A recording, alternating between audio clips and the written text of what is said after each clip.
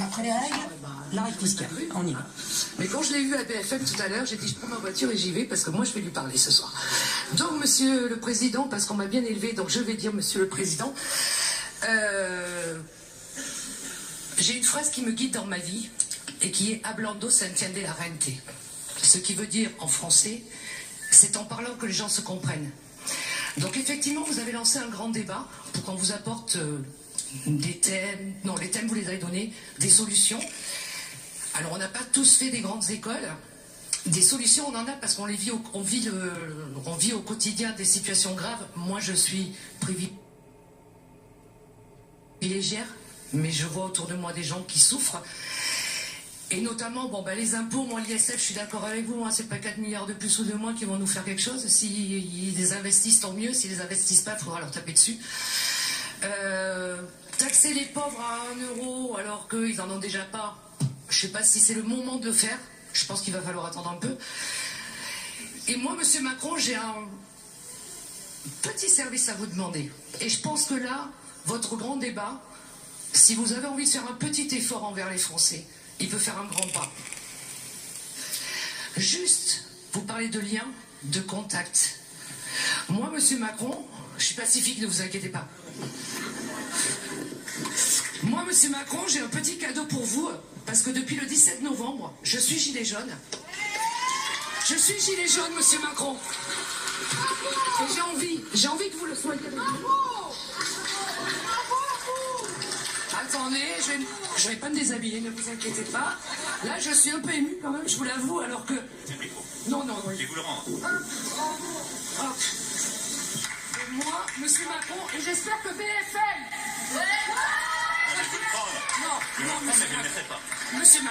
Monsieur Macron, nous sommes toutes des femmes ici, et je pense que vous devez faire plaisir aux dames. S'il vous plaît, vous ne pouvez pas refuser à une dame. Non, regardez, Monsieur Macron, regardez ce que l'on va faire. Regardez, écoutez-moi, ayez confiance en moi, je ne vais pas... Tenez, Madame Schiappa, je ne vous porte pas dans mon cœur non plus, parce que vous avez des phrases, des fois, qui me déplaisent. Mais je vais vous dire... Mais bon, je suis là quand même. Je suis le président de toutes les Françaises et de tous les Français. Oui.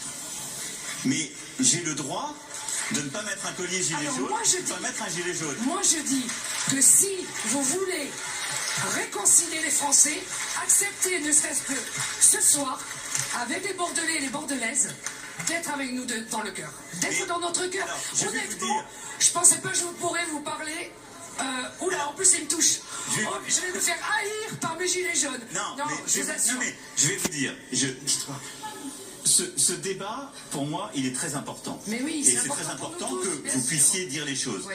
Je veux bien le prendre si vous me faites un cadeau. Non, mais parce que le portiez quand même. Mais je ne vais ni porter le gilet jaune, ni porter le... Parce que de la même manière... Vous n'allez pas le jeter alors. Pardon ? Vous n'allez pas le jeter. Non, si vous m'offrez, je le prends, parce que je dis, je suis le président de toutes les Françaises et de tous les Français. Oui.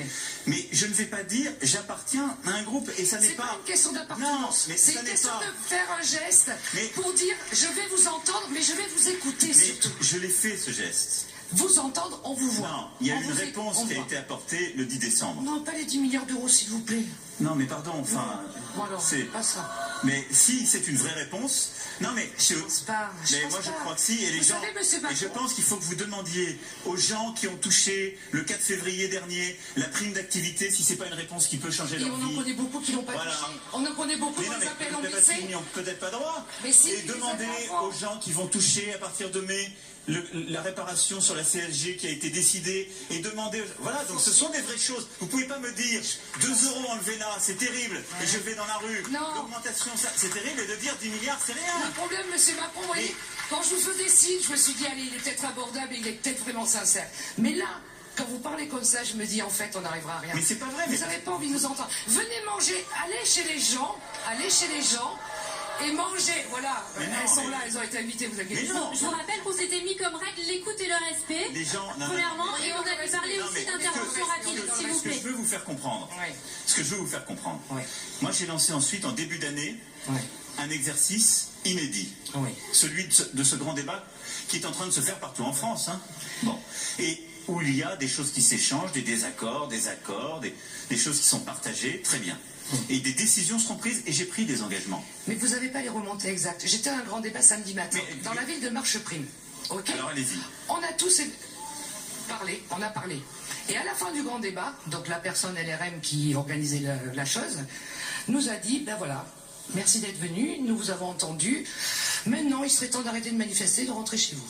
C'est pas comme ça qu'il faut parler aux Français. Vous les aurez pas comme ça.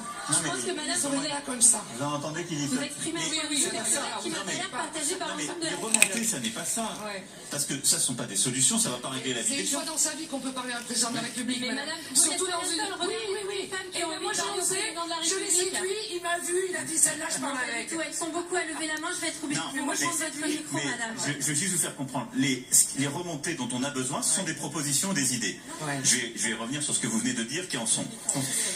C'est ça. Et là, pour le coup, si vous n'avez pas confiance dans les personnes qui organisent les débats, je le dis vraiment, pour toutes et tous où vous êtes, non, vous pouvez vous-même organiser des débats. Non, mais vous vous inscrivez sur le site, ou vous vous inscrivez sur l'organisation d'un débat physique, vous le faites remonter.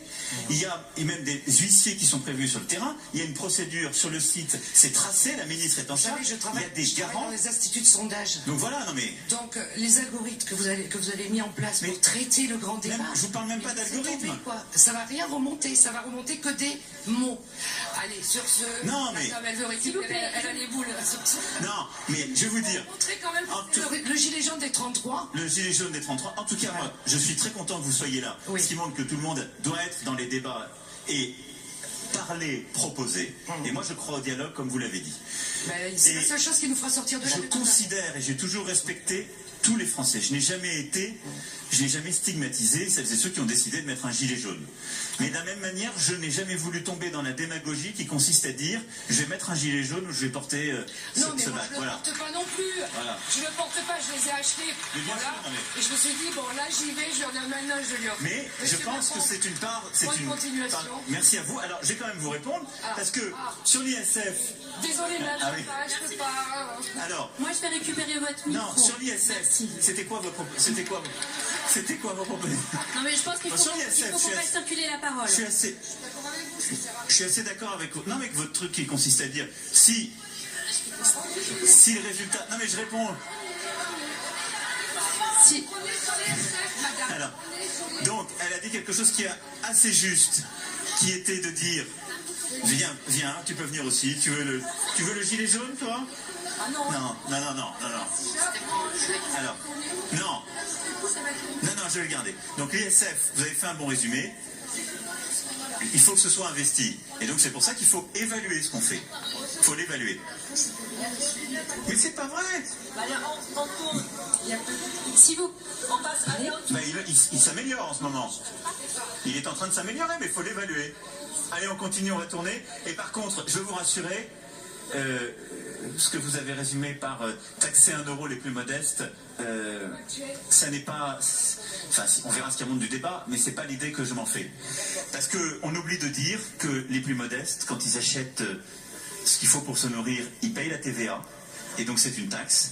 Que quand ils touchent des revenus, même quand ce sont des revenus de remplacement, comme on les appelle, ils payent la CSG et la CRDS. Donc voilà, après, on voit bien que la crise que nous vivons, c'est celle que vivent nos concitoyens qui travaillent, parfois dur, et dont ils ont le sentiment que ce travail n'est pas assez reconnu, pas assez valorisé, pas assez rémunéré. Voilà. Donc ça fait partie des réponses.